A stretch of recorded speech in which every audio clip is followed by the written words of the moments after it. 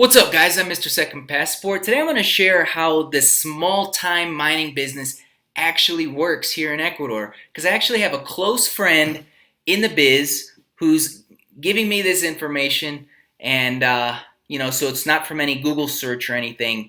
This is first-hand information that I'm sharing with you right here. This is the project. This is his project right now, and most of these small-time mining dredging operations are along riverbanks in the Ecuadorian Amazon region, right? And so what they do are these guys that have invested hundreds of thousands of dollars in this machinery, will go up to the landowners and get permission to dredge a specific beach, right? And then they'll go in, set up shop, and do it. And as you can see here, they'll start digging these holes where the water comes in, the minerals too, and then they flow out. And what they do is, as we'll see here in a second, they they take the big machinery and they just get a whole bunch of material, and then they load it up in these sacks, and these guys take it to these other machines where they do like the processing of the material. So again, what they usually offer the landowner is like 30% of everything they find, right? So for a lot of people, it makes sense because this land is super cheap a lot of times in the Ecuadorian Amazon.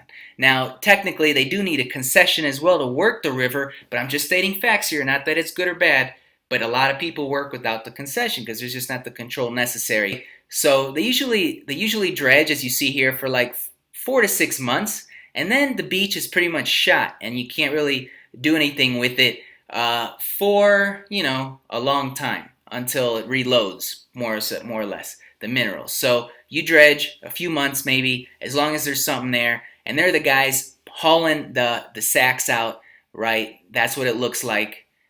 So super interesting.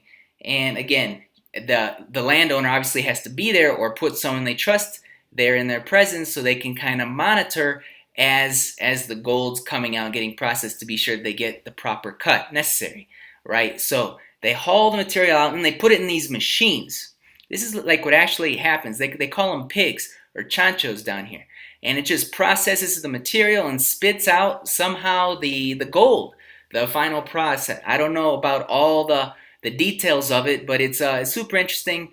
And again, it's how the small-time miners work down here. And it's a huge possible income stream for landowners in the Amazon along rivers. As you can see here, their first week's work generated 6 kilos, and that's what it looks like once it's been processed out of those things. And so anyway, there's definitely risks in this business, right? There's a lot of robberies, a lot of armed robberies in the gold business, as you can imagine, and it's just something to think about. Business down here that a lot of people are in, I'm not saying I'm necessarily for it or against it. I would rather side alongside the environment and wish that nobody did this personally, but that's not very realistic. Anyway, I'm Mr. Second Passport. If you like this, don't subscribe, hit the like button below. Take care.